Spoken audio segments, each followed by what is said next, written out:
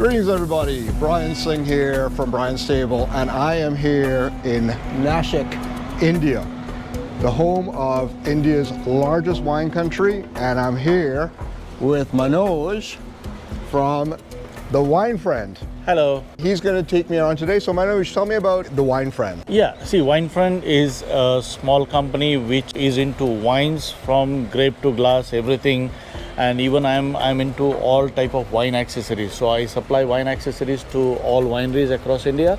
And apart from that, I do wine tours for the people like you coming to Nashik and they want to explore Nashik from wine and divine both. So it's Nashik is a city of pilgrimage, and now it has become a wine capital of India. Right. People often refer to it as the Napa of India, right? Yes. Okay. Yeah. So, let's go and discover that. We're going to go on to his car now. I will say that when you are coming to Nashik, it's very hard to organize your own self. It's not like other wine regions. So you really do need a fixer like Manoj here, and Manoj, obviously he's very knowledgeable of the region, and he also has all the contacts, and he's going to make this thing as frictionless as possible for me. And also hopefully throughout our tour today, you too could see what he has to offer and maybe consider that. So let's get on the way here. This way. You should have told me that. I told you So anyhow, I missed his car, and so here's his car, and we're going to be on our way. Manoj, tell me a little bit about Nashik's Wine Country. How did it start, and give me a little bit about the history. It was a surprise start of Nashik being a wine, coming into wine. Right. Because there were two incidents at the same time.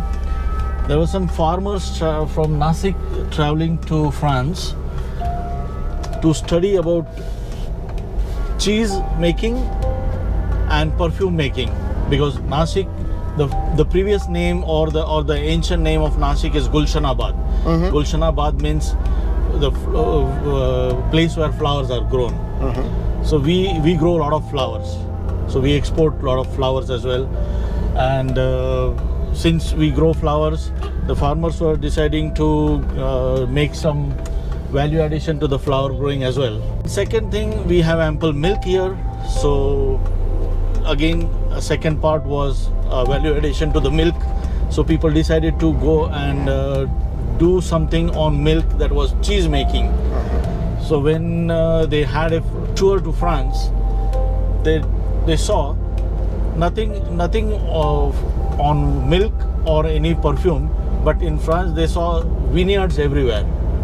And every farmer from here who had been there, everyone was the grape grower. So they said that, hey, we are grape growers, even we find here grapes, we export grapes to Europe, and these people have ample grapes here, and why do they import grapes from India? Mm-hmm. So people were curious to know that, so they asked what was the grapes used for. So the people there, they told that we don't eat these grapes, we make wine out of it. Mm-hmm. So these people thought that why not change the minds and go for study wine as well. Right. What year was this at this time? It was late 90s. Okay. So it was 96, 97 I think. And yes, they came back studying wine. The two subjects of cheese and perfume was kept aside. They landed here with some saplings of Chenin Blanc. Mm-hmm. And those people, they planted here, they started growing. Manoj, you mentioned that the first varietal that was grown here was Chenin Blanc. Yeah. Okay, so break it down for me. So you started with Chenin Blanc. How did that go, and where has it gone from there? Fortunately, the grapes, the vineyards and wines which were brought first time, Chenin Blanc, which is a tremendous variety in India, which grows very well in India. It has adapted the Indian climatic conditions, and followed by then again Sauvignon Blanc, Shiraz, Cabernet Sauvignon, then it was Grenache, Tempranillo, even the Italian varieties like Sangiovese, Grillo. Right. Nero Diabla. Right. So these grapes are what we grow here. Right. So the orientation is towards the hot weather Southern European grapes. Yes, but of course some of the grapes, they are not comfortable still now. Right. But the farmers of course they are working very hard to get good yields on it. And when it comes to a contract farming with the wineries, the farmers are of course they are paid very well on such varieties which struggle very hard to grow here, and the farmers really are working hard and coming up with a new good yield of these varieties like Pinot Noir and Chardonnay. They are not quite comfortable here to grow. Right. But of course they do good wines.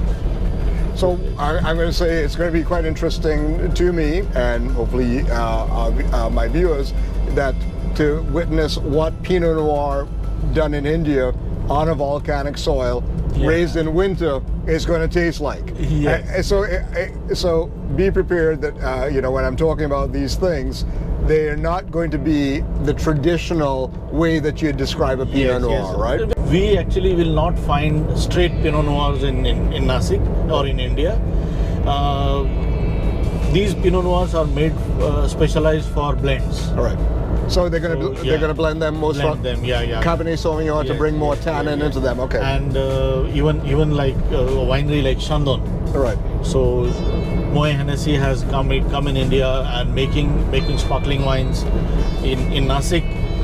So they use Pinot Noir with their Chenin and other grape varieties here. This is going to be fun because again I said my expectations may be a little low, but it's going to be exciting to see at 20 years plus in what's going on here. Yeah. All right. Let's roll on. And our first wine we're going to be going to? We are going to Grover Zampa, the first one. As I mentioned, the Grover Zampa, the first winery in Nashik was Sula. Right. But before that, of course, Grover Zampa was making wine in Bangalore, in India, in the southern part of India, that is Karnataka. Right. So Bangalore has the winery there. And also there was one winery 200 kilometers from this place, that is Champagne Indies, that was the Chateau Indage winery. So they used to make wines, some sparkling wines. That was actually a export-oriented unit. So they EOU, being an EOU, they made only sparkling wines, sold in Europe with an Indian name called Umar Khayyam. Okay. And the same brand, when it was opened in India, was Marquis Pompadour. Okay. Yeah. All the time, everybody's like, how did that happen? But in North America, they're a little bit more familiar with the Caribbean because there's if you go to Toronto, as an example, the vernacular of music is very much influenced by the Caribbean diaspora. Yes, the Hindu religion, it doesn't allow regularly to consume alcohol. Right. So my family is, they know that this person is doing everything in wine, but I'm not allowed to open a bottle in my home. So even if someone gifts me a bottle, right, I have to gift it to someone, or it stays in my home for a long time. And one of the things that wine does is it teaches you a process of triangulating quantitative and qualitative data, right? The quantitative data is, you got climate, you got geology, you got all those things. Qualitative is all the choices that go into making the wine. This Nashik region is very famous for growing onions. Really? Yeah. So Nashik is the hub of onions. Like grapes, Nashik is the hub of onions. So you will see onions growing everywhere. Right. And tomatoes. Now this is a fresh plantation for tomatoes. Right. And then you'll see some. Now this is a that's wheat time. But you'll see a lot of onions growing here. Right. So my one analogy on that, have you heard of Walla Walla onions? Walla Walla? Walla Walla, it's in Washington State, up in the Northwest Pacific region, and they are famous for their sweet onions. Yes. right? Yes. So again, I know I've had the privilege of going to more than you because again, it's very Our onions are spicy. Okay. And you can see these. These are the flowers of onions. So this will turn into seeds. right. So these bunches are the seeds kept for seeds, onion seeds. And there's wheat down there too. Wheat down again. Right. So this is a agriculturally very rich area. Yes, very rich area. Right. And I'm also going to say the tomato is a cue to growing the Sangiovese. Yeah. Right? So, you know, there's a lot of these clues from what you grow, and they always say what grows together goes together. Yes. Right? So, you know, we even just getting out here, knowing there's volcanic soil, knowing that there's certain types of agriculture. Actually, we are the kitchen of India. Yes. And look at the vineyards here. Yeah. They're using a geo method here. Yes, and now this is recently harvested, and soon it will be pruned. Again, onions. This building here. This is a wine academy coming up. Oh. Yeah. So in India, there is only one MW lady. She is Sonal Holland. So she owns this property, and she is coming up with a wine academy here. So it will soon be started, inaugurated. Right here in Nashik, the Wine Academy is being established. Yeah. So you can see how this nascent industry is quickly maturing. Given what you're doing here, water management and environmental practices have to be elevated, especially for the wine industry. How is that changing agriculture in the region? Yes, because see, like people now being a global thing, it's a small world that everyone comes together with the internet and all. So people now they are coming into very good practices of agriculture. They come to know from the Europeans or other countries or the Israeli countries. So they are coming up with new practices, and a lot of international visitors are coming to Nashik, educating the people on different type of agriculture practices as well. Right. And we have a very big farmer producer company in Nashik. So which has almost 3,000 plus farmers coming together and becoming a society, coming into a big society. They own their own farms, but they are a part of the group, and they supply their products to the farmer producer company, and it is sold under one label to around the world. All right. Yeah. So the products what goes from here, last year it was, I'm proud to tell that this company has exported almost 2,500 plus containers, 40 feet containers of grapes out of India, which is not a small amount. No, that's a significant amount. Yeah. And but most of those are for eating grapes, not wine grapes. All eating grapes, Right. not wine grapes. Wine grapes are there consumed here itself in the wineries. And out of 120 wineries across India, licenses across India, 58 licenses are given in Nashik district itself. Okay. Yeah. But you also have about 90% of the grapes in the country, though. Yes. Right. So half the licenses, 90% of the production. I'm going to say just topologically, looking around me in terms of the way that the hills are and the soil. My frame of reference is already Washington State. Yeah. Right. The soil is completely different from one part to another. Right. So is there a lot more attention to the demarcation of terroir now? Yes. Okay. So people are going across the region to try to figure out, you know, which areas are going to support. Yes. You know, what types of grapes. Yes. You know, this is another great advancement that you see within the wine industry, where they are calibrating the soil and the chemistry of the soil to match it up with the varietals. We'll go straight and go to Grover Zampa. Quite excited about that. They were on my list, but nobody got back to me.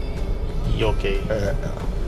Actually, Grover Zampa is under renovation right now. Right. Oh, that's why. Yeah. Nascent wine industry. There's a few things that they are still working out in terms of getting the roads and whatnot. But let's talk about investment in the industry. So the money is coming from overseas, or is it all local? No, money? no, no. It's completely local money. Right. People, the farmers, they are working very hard. Right. They make all type of agriculture produce here. And I'm going to ask, like I noticed that the Van der Barret comes right into Nashik. Yeah. So you have very easy access to Mumbai. Wealthy people of Mumbai, are they looking to be investing in wineries here? Yes. A lot of people now, they are coming into Nashik and finding place like, for example, Grover Zampa. Right. They have no connections to Nashik, but they have figured out they are known to wine. They understand wine, so they decided to come into wine, and they built this winery in this place, which people in the initial days, they were saying, oh, what is this place you have chosen for the winery? But now it has improved the standard of living of the locality as well. This is going to be interesting. You have a bit of room, not much. Can you please take note of that side? We have to back up here, and we are trying to pull in the area back there because it's very narrow road. With every form of transportation in India, everything is go, go, go. So we're going to pull in down there. Let this guy go. So Manoj, how did you get into this business, and how did you pursue your interest in wine? It is a very interesting story that I was a teetotaler, nothing to do with wine, and I was searching for a job. Right. And since I was working in a mineral water company which was selling the aqua water bottles, so I was serving with that, and I wanted some change. And suddenly on the same day, one of my friend, he got an opportunity to work in wine. But since his family is an Orthodox family, his family doesn't wanted him to go into wine business. It's like, why are you taking your money and wasting it on wine, right? Yeah. He said that, why don't you go in place of me? So he asked me to put my biodata in this wine company, and then I joined this wine company called ND Wines. So I started my job in ND Wines, working as a marketing executive, selling bottles shop to shop. So you became a salesperson? Salesperson for the wine company. What year was this? It was 2003-4. So this is almost your 20th anniversary wine business. Yes. Again, isn't it wonderful that we find somebody like this here in India? No, it's great. Yeah. Okay, let's go and check out Grover Zampa. Grover Zampa is one of India's oldest winemakers. They planted their first vineyard in 1992 near Bangalore or Bengaluru in the state of Karnataka, and have since expanded into Nashik. Of all the wineries we visited this day, they had the largest portfolio of wines and also the largest selection of premium wines. And you can see that in the video when I was in their new tasting room, which wasn't officially open to the public at that point. They are known for their southern Rhone varietals, so think Shiraz and Viognier, and they deploy some very interesting vinification techniques. They had a concrete vat. Fascinating. At the time when we visited, they were officially closed, and they were expanding their facilities very much in line with what's going on in Nashik, where they're bringing the wine and entertainment experience together. So I encourage you to check their website, see what the new restaurant is like and what sort of events they're hosting, and to see what's new at Grover Zampa.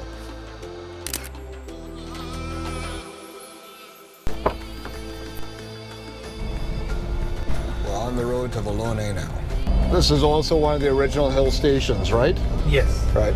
So another cue as to what may be a wine growing region is high altitude in India. We are 600 meters above the sea level. Right, yeah, so there you go. Bengaluru or Bangalore, that was another part of the hill station, so it's another, it's not no big surprise that that's where the wine industry started. There's a lake over here. And more wheat. So because of, as Manoj mentioned, onions and tomatoes, some of those flavors, like when you go to Australia, you get the eucalyptus. When you're in South Australia, you're going to expect some of those notes to come through. And so the vegetal notes in the agro Zampa, there were some of those clues, and I would say that they had a couple of the wines did have as I'm going through now, even though I do have a combination of wines in on my palate, there was that little onioniness that did come through. And that, when we were talking about the food pairings, some of the things in terms of how they use onions in those particular dishes were a cue to where those pairings should lie. Some aspects of the scenery here, that upper part of the Columbia Valley, yep, in eastern Oregon and eastern Washington State, very reminiscent of that. I'm going to tell you, Malacca spice. Yes.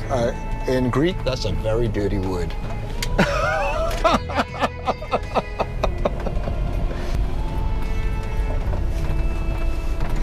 So Manoj, tell me a little bit about Vallonne as we're going in here. Okay, Vallonne, again, like what we spoke about, the grower Zampa, the people investing in Nashik for the wines. This is also a person, Mr. Shailendra Pai. He has found this beautiful place, and this place is incredible. People they come specially for this. People, like when they come and drive through this road what we are driving now, and people when they are driving with me and they're going towards the winery with me, they say, "Oh Manoj, where are you taking us? What is this? When are we going to reach there?"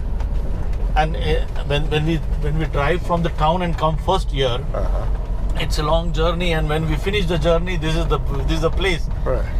But always bad roads head to beautiful destinations. Yes. Well, you know, the way I was going to describe it, it's almost like a wine safari. Yes. Right. You know, it's like, you know, a few rough roads along the way. You know, you'll see. If you're going into a vineyard and the winery, then you have to travel through these roads, because they are not. They'll never be on the highways. Right. You have to go inside and find them. Right. So this person has found this place right exactly to the lake, and everything is green and clean this way. You can see the groundnuts, peanuts growing on your left, the cabbage on your right, green chilies, and the tomatoes. Right. See the tomatoes on the plants. So this is the countryside where we're going. Water on all three sides.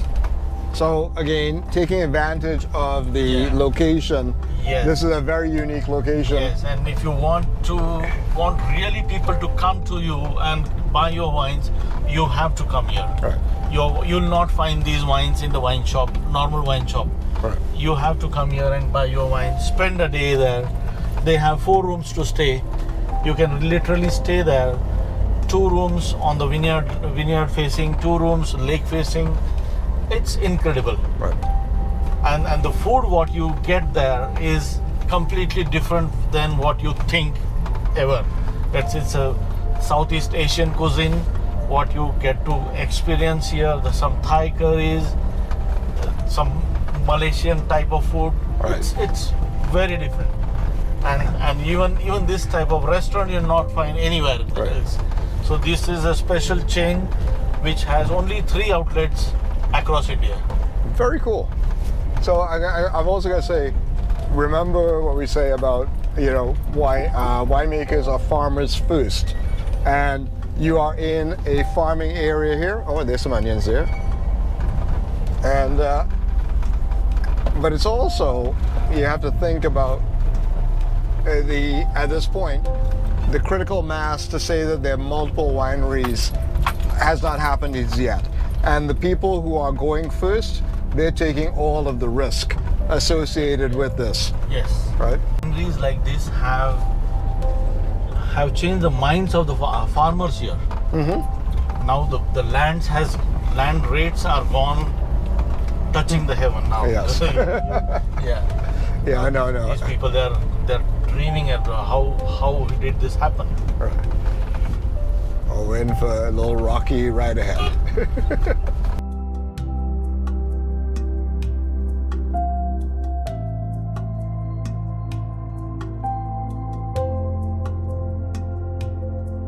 And we are approaching Vallonne's tasting room here.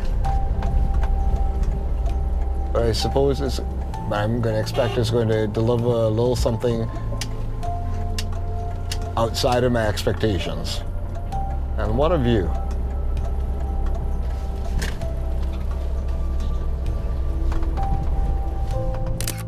The second stop on our tour was Vallonne Vineyards. Vallonne is a boutique winery that specializes in hot weather varietals, which I came to the conclusion by this point is standard across most vineyards in India.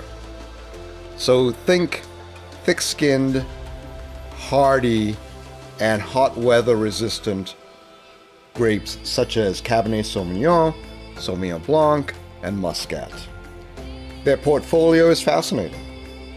They have a delicious Sauvignon Blanc, highly unexpected. But where they really do shine is in their reds, and especially their Cabernet Sauvignons. They have a wonderful reserve that has been aged in oak, and they have a amazing sweet style Cabernet Sauvignon, which was done in the Appassionamento style, which is typically used to make Amarone in the Veneto region of Italy. We stopped for lunch, and they have a wonderful international style bistro there. And if you plan on visiting, make a weekend out of it. They have some excellent accommodations on site. So we are now approaching Grapeberry Vineyards, our next stop. This is a fairly new winery. What year was it established, Manoj? Not that new, but it is almost, you can say, the smallest one, and approximately 15 years he is still in the industry. 15 years they have started, but he has kept the size of the winery very small. Right. Yeah. And he does about 10,000 liters of wine? Approximately, yes. Okay, so very small production. Very small. Yeah. One of the things that I asked Manoj about, because I couldn't help but notice it on the way here, this area still uses coal-fired for their energy provision. Yeah. And, and we all know that coal is getting phased out globally, and there's a timeline here in India to phase out coal as well. So we accept coal, and yes, it does bring smog here. Oh yeah, look at the grapes. Yeah. But one of the reasons why it may accelerate in this area more is that because the wine industry is bringing in a lot of tourism and is drawing a lot of attention. And when you have the particulate matter falling on the vineyards, they are going to say, look, we have to improve our product, and it's all going on the agricultural produce itself. So it's amazing what the influence of having a quality agricultural product, what it does to help shift behaviors as well as incentivizes trying to do the right thing. I'm quite excited to see what one of these smaller wineries are like here. The third stop on our tour was Grapeberry Vineyards. This is a small organic winery using low intervention techniques which are on trend in the wine industry as a whole and very much the norm in India.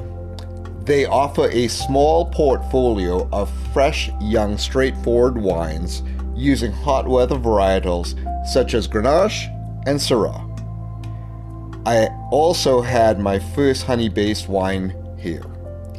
It is a fun place to pass the afternoon with their ever-expanding food offerings.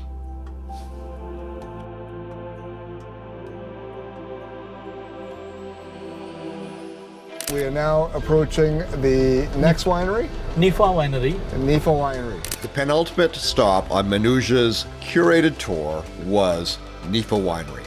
When you go wine tasting, every once in a while you stumble upon a place that is really special. And that place on this day, for me, was Nipha Winery.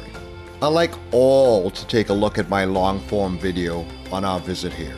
The wines are spectacular. They are lovingly made. This is, in my summation, entirely the result of the work of the winemaker and his wife.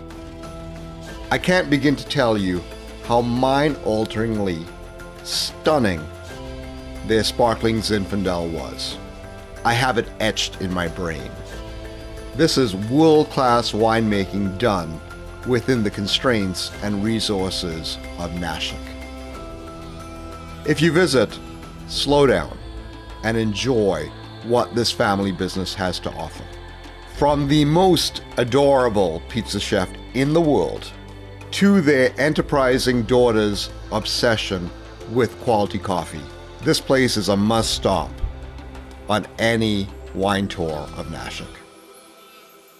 We're heading back across town now, and the sun is going down, and we're going to see what the last winery or two is going to hold in store for us. So we'll be doing Soma first.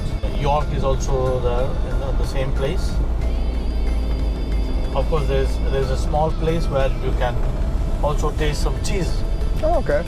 It's an artisanal cheese place, but by the time we reach, it might be closed. So we'll take a chance. Yep. Again, I really just threw this together, and I literally met Manoj last night just on a phone call, and I've already had far in excess of an experience that I could have ever imagined here. And anything else is right now is a bonus. And on the road we go.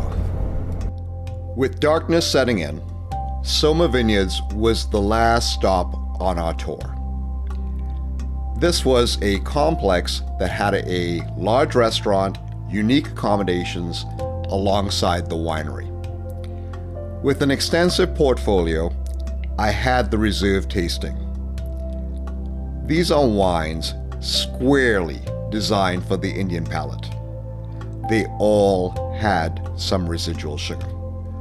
Their Zinfandel was the standout in my tasting, and their mango wine, while not my style, got my creative juices going as to potential pairings.